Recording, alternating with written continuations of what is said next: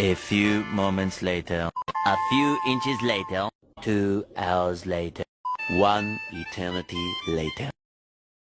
Assalamualaikum warahmatullahi wabarakatuh. Perkenalkan, nama saya Muhammad Isa Maulana dari Universitas Unza Genggong yang dipimpin oleh Kiai Hasan Mutawakil Alawa SHMM, sekaligus yang saya hormati Rektor Unza Abdul Aziz Wahab MAG, dan yang saya hormati dosen pengampu mata kuliah Usul Fikih, yakni Ustadz Ghafur. Baik, singkat saja di sini saya akan menjelaskan tentang huruf dan istihab. Langsung saja ke pengertian huruf.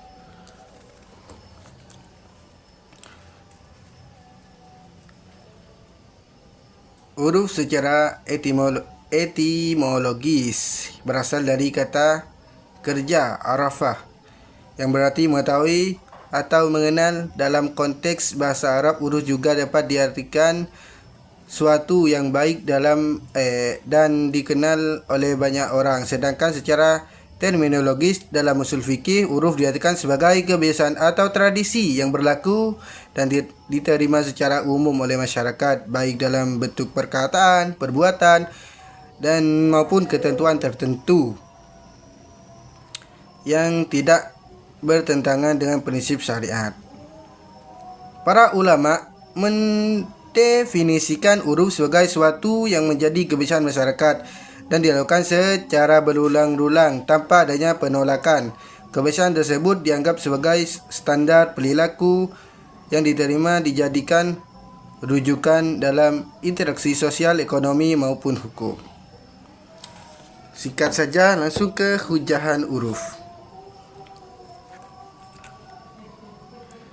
Kehujahan huruf, mayoritas ulama usul fikih menyatakan bahwa huruf sahih dapat dijadikan sebagai hujah atau dasar hukum, dapat menetapkan suatu hukum selama tidak ada nas yang menolaknya. Hal ini menunjukkan bahwa Islam memberikan ruang bagi adat istiadat masyarakat sebagai bagian dari proses penetapan hukum, selama tidak menyelisih Al-Quran dan Sunnah.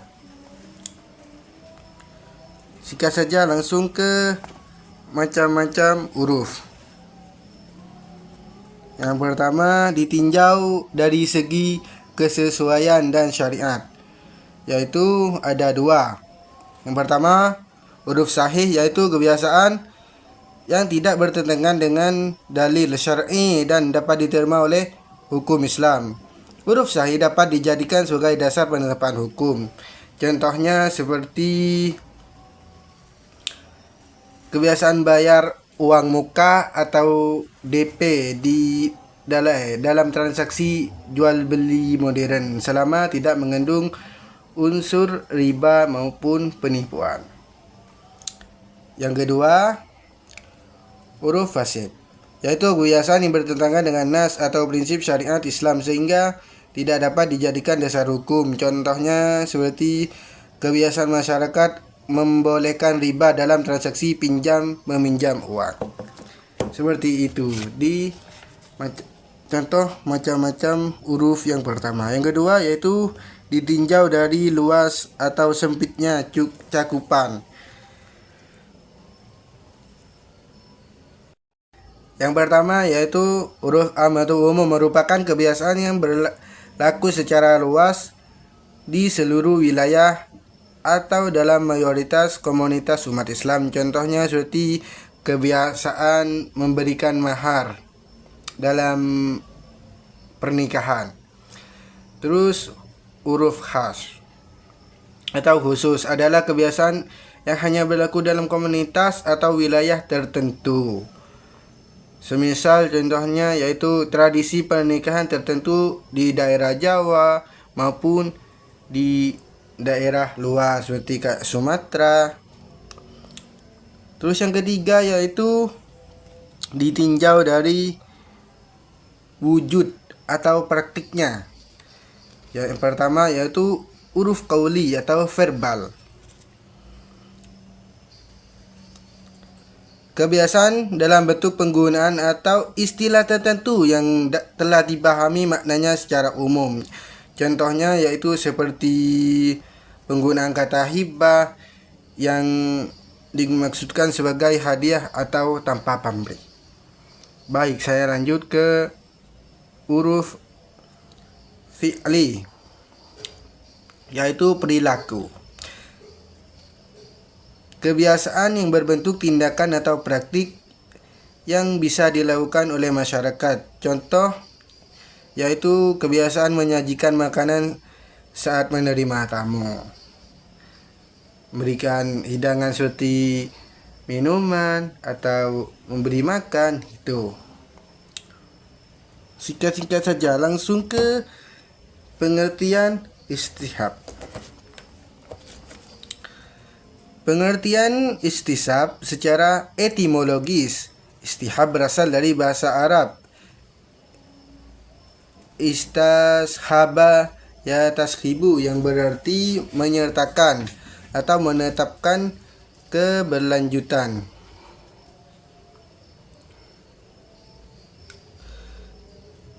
Yang menetapkan keberlanjutan sesuatu. Dalam istilah usul fikih, istihab adalah suatu kaidah yang menetapkan berlakunya suatu hukum atau keadaan yang telah ada sebelumnya dan dianggap tetap berlaku hingga ada dalil yang menunjukkan adanya perubahan. Nah, terus dengan kata lain, istihab berarti mempertahankan hukum asal atau status suatu hal sebagaimana sebelumnya selama belum ada bukti atau dalil syar'i yang menunjukkan perubahan hukum tersebut. Langsung saja, singkat-singkat saja. Langsung ke hujahan istihab. Kehujahan istihab, mayoritas ulama usul fikih termasuk dari mazhab Syafi'i, Maliki dan sebagian Hambali mengakui istihab sebagai hujah dalam menetapkan hukum, terutama ketika tidak ditemukan dalil nas Al-Quran, Sunnah, Ijma' dan Qiyas. Singkat-singkat saja, langsung ke macam-macam istihab.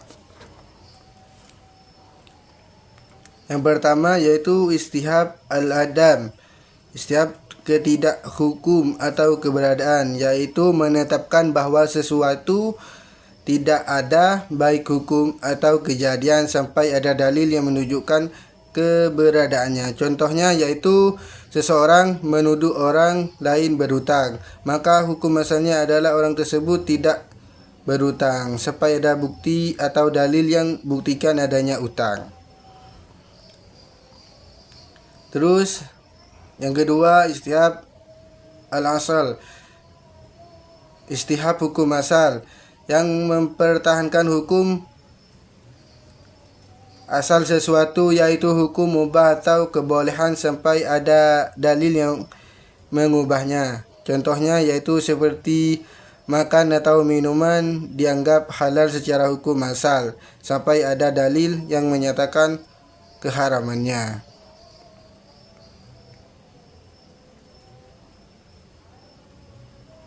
Terus